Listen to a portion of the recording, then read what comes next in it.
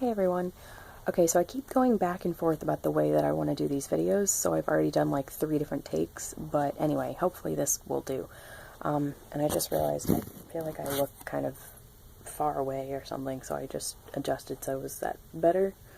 Anyway, so I want to do a currently reading video as well as a January TBR, because even though it's just the 27th, I think I've already decided what I want to do for January. I'm not going to do my December wrap-up and best books of 2017 yet because I haven't finished my reading for the month, so, and I'm probably going to cheat, and there's like one or two things that I want to finish on the 1st of January, because they're specifically, they're either specifically New Year's related, or I just don't think I'll finish them till then. So I'm probably going to cheat and do my wrap-up on the 2nd, and then also do my best books then, but they might include one of those things that I finished on the 1st. But anyway, okay, so this is going to be my currently reading video. Things that I've been currently reading, and I will also talk about these in my December wrap-up, which again won't be till like the 2nd. But, books are falling, sorry. But I haven't really been getting as much reading done as I wanted, but I have liked what I have read. I read A Christmas Carol by Charles Dickens for the 2nd time. I listened to the Jim Dale narration again, and I loved it. I don't think I followed along in any particular copy this time. I just listened to it while I did other things, and I love it. It reminds me so much of his narration of the Harry Potter books. It's wonderful, and it's one that I don't think I'll ever listen to a different narration of A Christmas Carol because of how much I love Jim Dale's.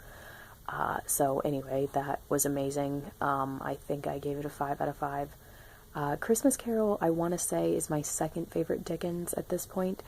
My first, I have to reread Nicholas Nickleby, but I'm still pretty certain that David Copperfield has now pushed aside Nicholas Nickleby as my favorite.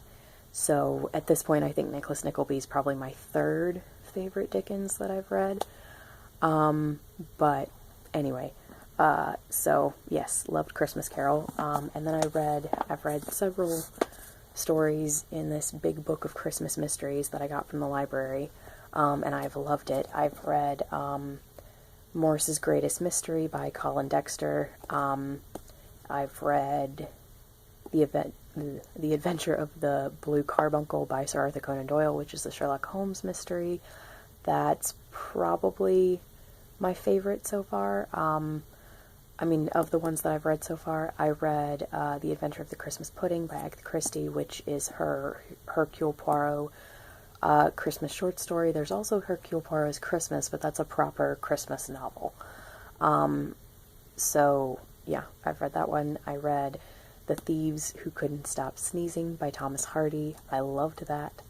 I think that might be all that I've read out of here so far.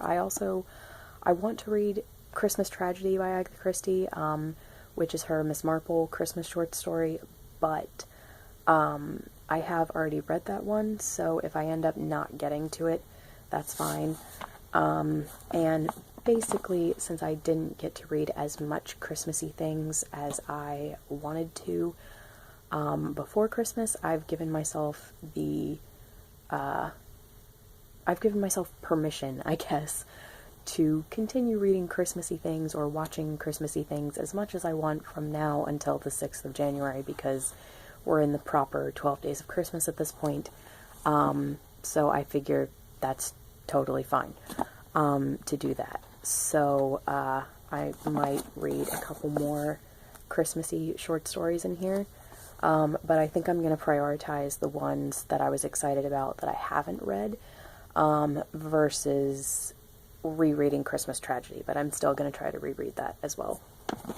And then, oh, okay, pause in the Christmas thing real quick, but one that I also read was A Red Herring Without Mustard by Alan Bradley. This is the third Flavia de Luce book, and this is the one that I was trying desperately to finish way before I actually did finish it, so that I could get to this one, which is I'm Half Sick of Shadows.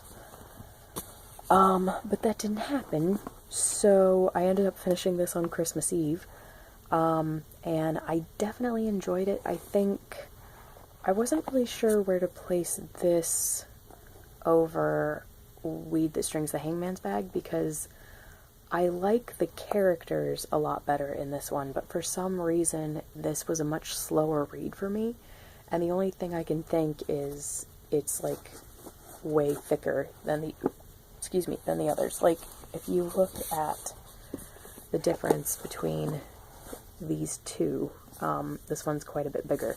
Like, this one, the audiobook was like 10.5 hours long, and this one, the audiobook is only going to be about 7.5 hours long. So, I guess I blame the length for how long it took me. But, I don't know, there were times where I really couldn't get into this as much. But again, I loved the characters more in this one, the characters we get introduced to, more than Weed That Strings the Hangman's Bag. So, yeah, I don't know. I do think overall I did enjoy this one more. So, yeah, I think I gave it about a 3.75 out of 5 stars. And my favorite is still Sweetness at the Bottom of the Pie, which is the first one. That was a giant 5 out of 5 stars for me. And then back to the Christmassy things. What was I going to say? I also want to read Christmas at Thompson Hall and Other Stories by Anthony Trollope. I don't want to read...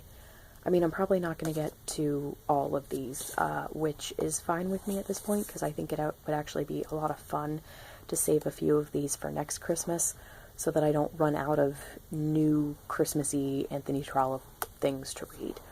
But I do want to read Christmas at Thompson Hall, probably today. It's about like an hour and a half long audiobook, so I'll probably listen to it and follow along in here today. So, yes, I will be reading that.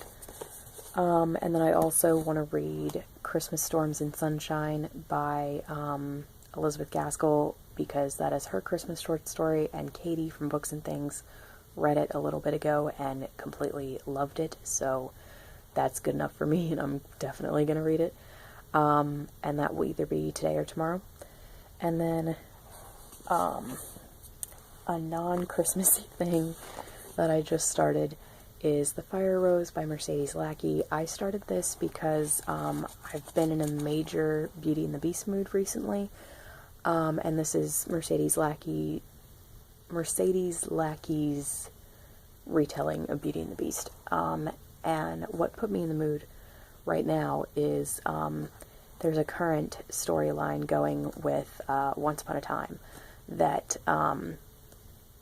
one of their relationship stories in it is the Beauty and the Beast relationship. And earlier in the season, in the current season, season 7, there was a very important episode for those characters called Beauty, and I loved it so much. I'm trying to be vague for spoilers for people who aren't up to that yet, or for people who are just starting the show. Kate Howe being one of them. I'm really excited for her to tell me how she likes them, how she likes the episodes.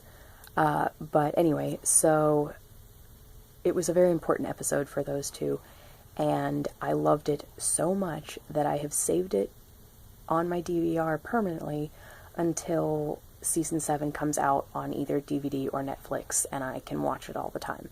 That is the only time it will come off of my DVR. So because of that, I've been very much in a Beauty and the Beast mood. I've been very much in a kind of, I want some new Beauty and the Beast material, so I picked this up last night, because this is the only current Beauty and the Beast retelling that I have on my shelves that I haven't read yet.